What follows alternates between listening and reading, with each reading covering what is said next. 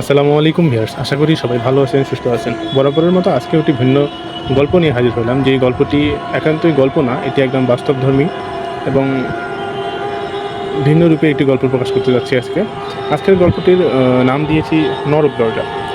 তো যাই হোক, আবারও একই কথা বলতেছি সবাইকে যে চ্যানেলটা অবশ্যই সাবস্ক্রাইব করবেন, আপনার প্রিয়জন বন্ধু বান্ধবের মাঝে শেয়ার করে দেবেন যারা ভূতের গল্প শুনতে আগ্রহী এবং তারা বেশ মজা গ্রহণ করে গল্পগুলো শুনতে। অনেকে আছে ভূতের গল্প শুনে গায়ে শিহরণ জায়গায়, তো তাদেরকে শেয়ার করবেন, তাদেরকে বলবেন যেন গল্পগুলো শুনে ভালো লাগলে অবশ্যই লাইক কমেন্ট করবেন। চলুন গল্পটি শুরু করা যাক।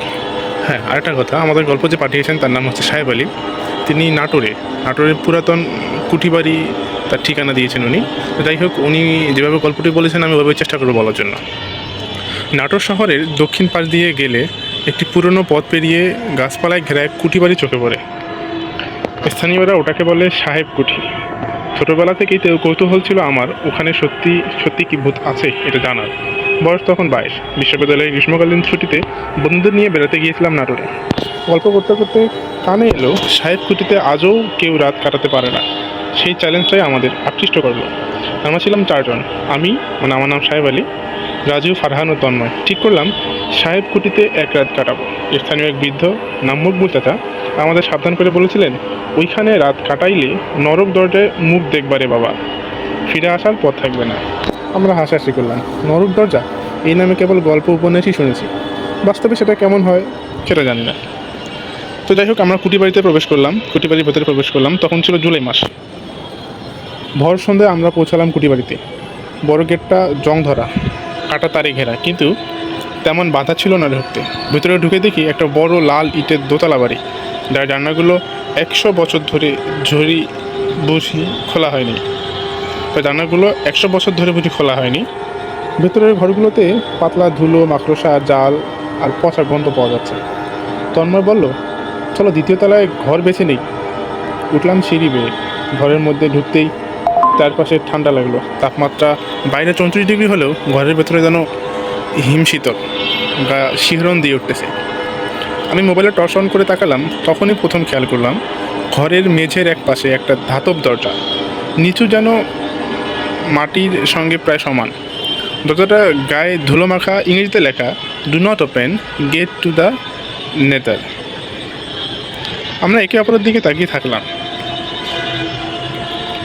প্রথম যখন লক্ষণ করলাম যে রাত 1টার দিকে হঠাৎ বাতাস থেমে গেল। পাখির ডাক, গাছের শব্দ, স্তব্ধ সব। ফারহান মশারির ভেতর থেকে বলল, এ কেমন লাগছে রে?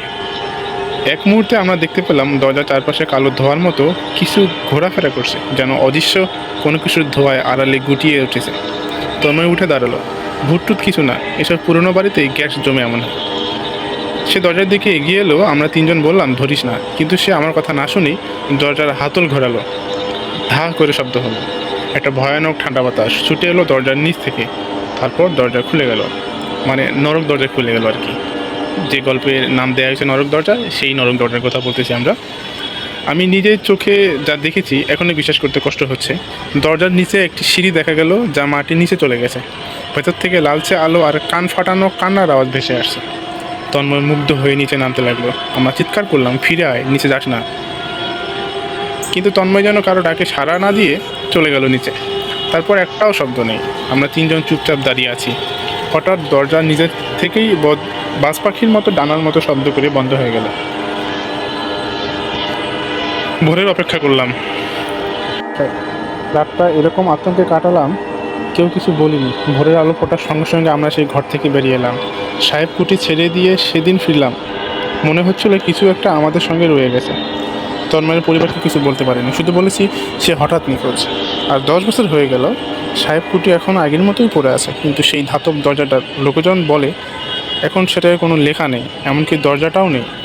মাটির কেবল একটা পোড়া দাগ দেখা যায়, যেখানে থেকে মাঝে মাঝে ধোঁয়া উঠতে দেখা যায়। তন্ময় আজও ফেরেনি, আর আমরা কেউ আর রাতে ঠিক মতো ঘুমাতে পারি না। দরজা খুলে দিলে কি হয় সেটা জানার খরচ অনেক বেশি। যদিও সাহেব কুটিতে যাও, দয়া করে দরজাটা খুলো না, কারণ কিছু দরজা একেবারে খুলে গেলে তার বন্ধ হয় না।